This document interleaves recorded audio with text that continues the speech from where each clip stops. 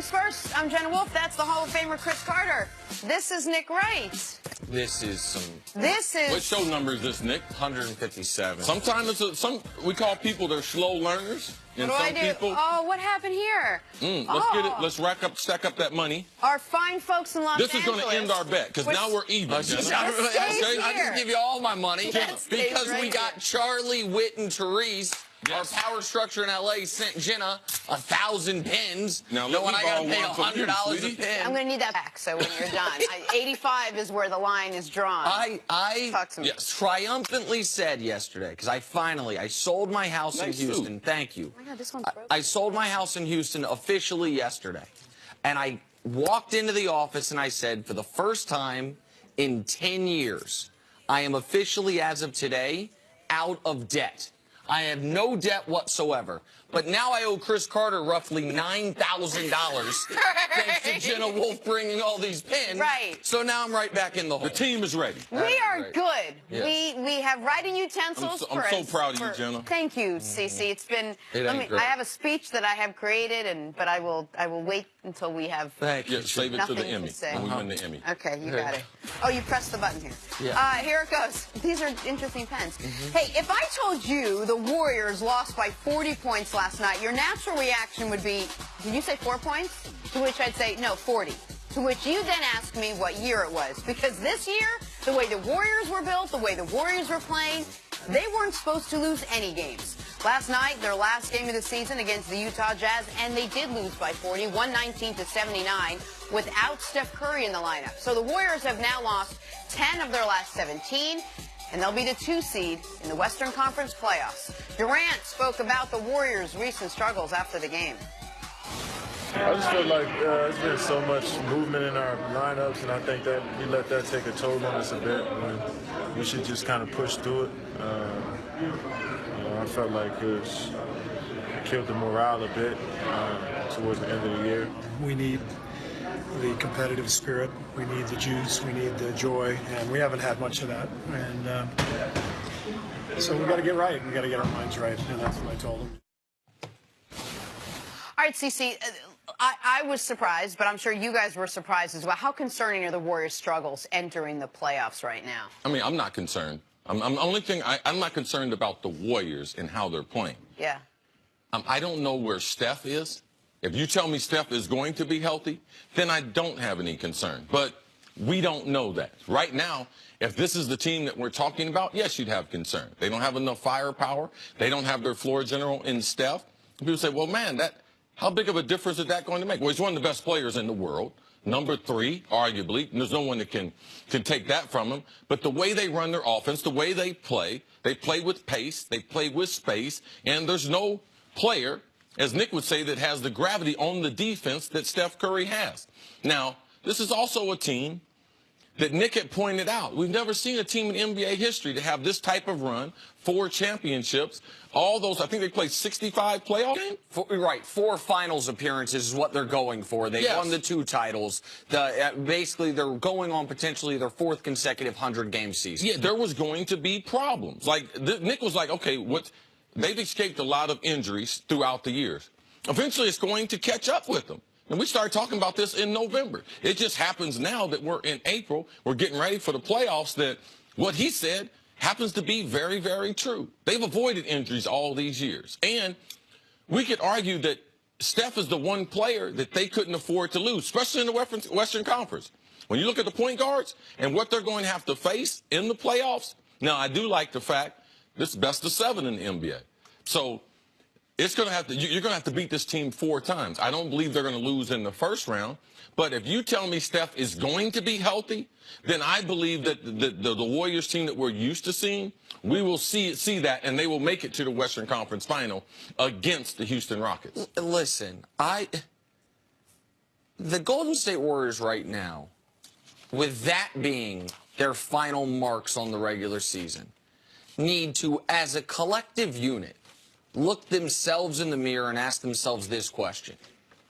Were we a great team, or did we just have a once-in-a-lifetime, special, transcendent offensive basketball player in Steph Curry, and he's made us all look better. Because while Clay and Draymond are going on that 4th straight year, and you understand why they might be a little fatigued, Kevin Durant is not.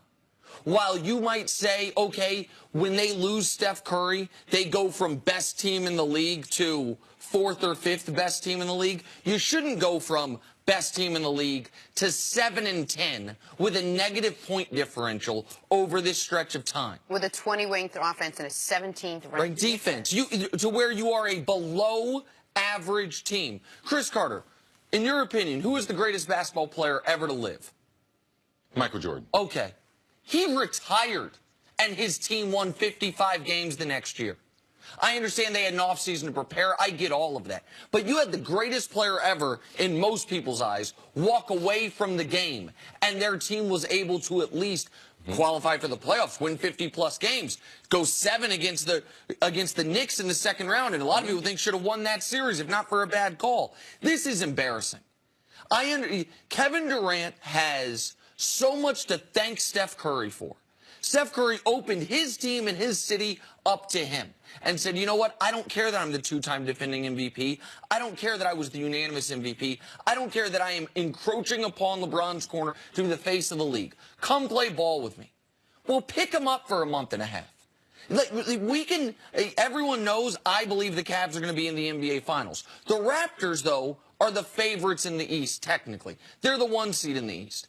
Now the Warriors wouldn't even have home court against the Raptors if they get there, because they have, and the Raptors haven't been playing great basketball as of late. This level of effort. And yesterday, what was their big objective yesterday? Make sure Klay Thompson averages 20 points for the year. Klay Thompson, by the way, that's clearly what it was. Like, he needed, I think, 22 points. They let him take 27 shots. He played an absurd amount of minutes, given his blowout. He's got to get his 20 points. Like, that is an awful way to finish the season, and there is no excuse for the Warriors being this bad without Steph. None. 2 questions then, but first that one. Is this about Steph or is this about Kevin Durant? Because when we had this conversation in weeks past, you said, I'm sorry, there's no way they're going to lose a step. They have the 2nd or 3rd, whatever you call it, greatest player in the NBA right now in Kevin Durant. There's no way that I didn't say they wouldn't lose a step. I said I didn't think they could get beaten in the first round. I said that even if you don't have Steph, if but you I don't have think KD, you thought they can go out and lose by 40 points. I didn't think they'd look like this. Cece, I know KD doesn't want to have to do the leadership thing, but even if you don't want to, if you don't want to, shouldn't you be able to for a stretch of time when the team needs you? Like, do you think I'm overreacting to this? I think you're definitely overreacting. I think this has some Kevin Durant on it.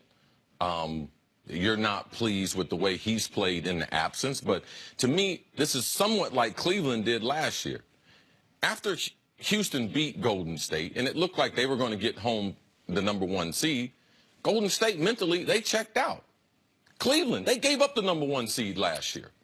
All right, they went through the end of the regular season just like the Warriors, and they steamrolled everyone in the playoffs. Now, that's what I'm expecting from Golden State. I'm not holding them responsible for some stellar play that they lived up to the last 3 seasons, the last 12 to 15 games. I know the NBA, the guys get tired. Their interest is waning, and you could see that with Golden State. They're not playing with the same. And the way you can tell that is they lost Steph, and their defense went down.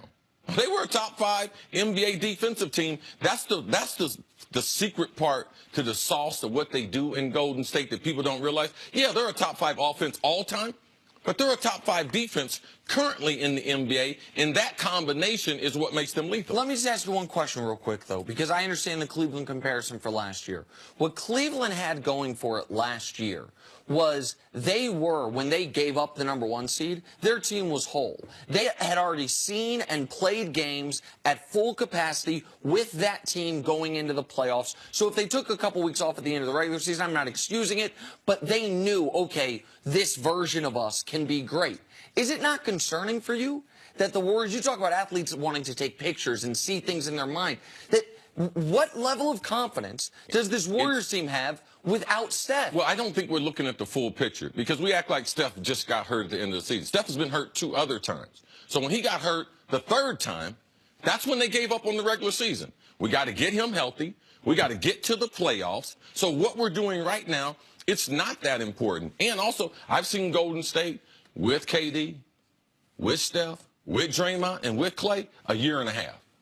And let me tell you, they were the best team in the NBA over that year and a half. Now, Houston has only been together 3/4 of a year. So now we're getting ready to see the best version of Houston, hoping to be the best version against Golden State. So, I've seen enough of them for a year and a half. Not only this season, but last season, because they're pretty much the same team. The casting characters is pretty much the same. So, yes, over a year and a half, I've seen enough of Golden State to believe that, yes, they're going to be very good. They're going to be tough to get out in the Western Conference. Yeah, but they also know that going into the postseason, they've lost 10 of their last 17 It's games. unbelievable. All right, coming up, how seriously should the Patriots be considering life after Tom Brady? That's next on First Things First. Penn.